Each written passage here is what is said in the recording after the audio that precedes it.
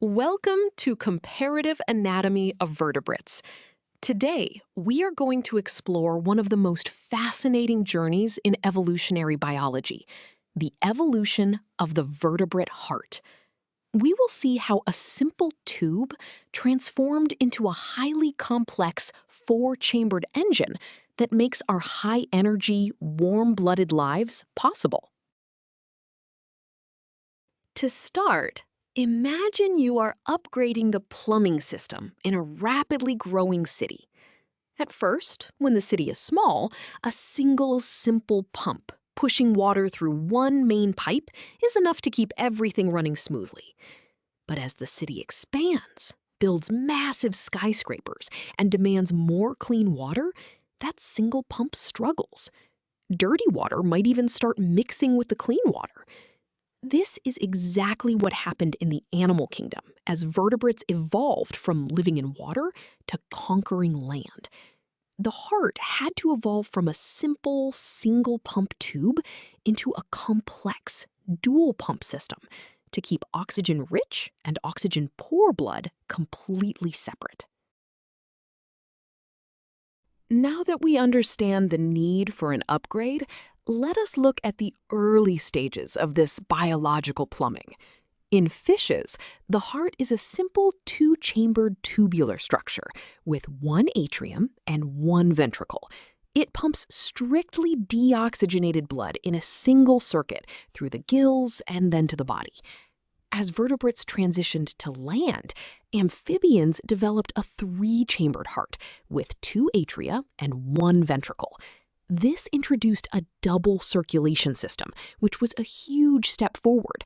However, because there's only one ventricle, oxygenated and deoxygenated blood still mix together, reducing the overall efficiency of oxygen delivery to the body. Building on the amphibian design, let us see how the heart further specialized. Reptiles partitioned this system by developing a partially divided ventricle. This structural change significantly reduced the mixing of blood, increasing overall efficiency for their terrestrial lifestyle. Finally, birds and mammals evolved a fully separated four-chambered heart. This highly efficient muscular organ consists of two atria and two distinct ventricles. This complete separation ensures that only fully oxygenated blood reaches the body tissues. This evolutionary masterpiece is what allows birds to fly at high altitudes and mammals to maintain high energy levels across diverse environments. This structural evolution brings us to an important question. Why does this matter in the real world? Understanding the evolution of the heart is absolutely crucial because it explains how complex, high-energy life became possible. Without a four-chambered heart, warm-blooded animals, or endotherms, could never exist. Endothermy requires a massive and constant supply of oxygen to generate internal body heat. Interestingly, medical professionals use this evolutionary knowledge today to understand congenital heart defects in human babies. For example, a ventricular septal defect, or a hole in the heart, essentially mimics the reptilian or amphibian stage, causing dangerous blood mixing. To truly appreciate why the heart had to evolve, we must look at the mathematics of blood flow. The primary job of the heart is to maintain an adequate cardiac output. We can express this vital biological function using a fundamental physiological equation. Cardiac output equals heart rate times stroke volume. The symbol CO represents the cardiac output, measured in liters per minute. HR stands for heart rate, which is the number of heartbeats per minute. Finally, SV represents the stroke volume, which is the volume of blood pumped out of the ventricle with each single beat, measured in liters per beat. If an animal needs more energy, it must increase either its heart rate or its stroke volume. Before we move on, let us see this formula in action with a concrete example. let us compare the heart performance of a large fish and a similarly sized mammal. The fish has a resting heart rate of 30 beats per minute and a stroke volume of 0.05 liters per beat. The mammal has a heart rate of 70 beats per minute and a stroke volume of 0.07 liters per beat. We multiply the values for the fish to get 1.5 liters per minute. Then we multiply the values for the mammal to get 4.9 liters per minute. Subtracting the two, we find a difference of 3.4 liters per minute. This physically means the mammalian heart delivers more than 3 times the blood per minute compared to the fish.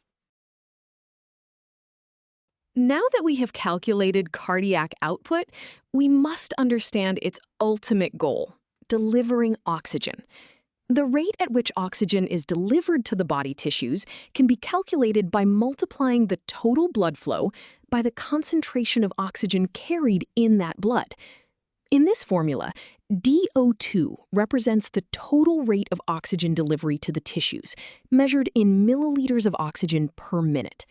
CO is the cardiac output we just defined. CaO2 represents the arterial oxygen concentration, which is the amount of oxygen packed into every liter of arterial blood. This formula clearly shows that to increase oxygen delivery, you must either pump more blood or pack more oxygen into the blood.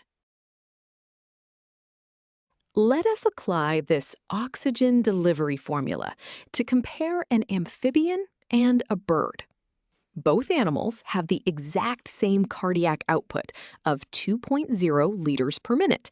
However, the amphibian's single ventricle mixes blood, resulting in an arterial oxygen concentration of only 100 milliliters per liter. The bird, with fully separated ventricles, has a pure concentration of 200 milliliters per liter. For the amphibian, we multiply 2.0 by 100 to get 200 milliliters of oxygen per minute. For the bird, we multiply 2.0 by 200 to get 400 milliliters of oxygen per minute. This shows exactly how much more oxygen reaches the bird's tissues every single minute. So we have calculated the oxygen delivery for both animals. This brings us to a mathematical proof of the evolutionary advantage of the four-chambered heart. We want to establish exactly how much more efficient the bird's heart is compared to the amphibian's heart, given that they pump the exact same volume of blood. We set up a ratio of the bird's oxygen delivery to the amphibian's oxygen delivery. We substitute the values we just calculated: 400 milliliters per minute for the bird, divided by 200 milliliters per minute for the amphibian. This step isolates the effect of the arterial oxygen concentration, allowing us to see the direct mathematical penalty of having a heart where blood mixes. Continuing our derivation, we simplify the ratio of 400 divided by 200. The mathematical result is exactly 2. This is not just a number, it represents a massive biological triumph. The intuition here is profound. By simply building a wall, known as the ventricular septum, to separate the heart into 4 distinct chambers, birds and mammals doubled their oxygen delivery efficiency.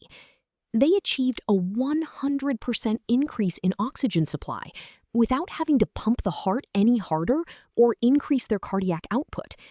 This mathematical proof perfectly illustrates why the four-chambered heart was a necessary evolutionary step for high-energy, warm-blooded life. Now that we have proven the mathematical advantage, let us visualize this evolutionary progression.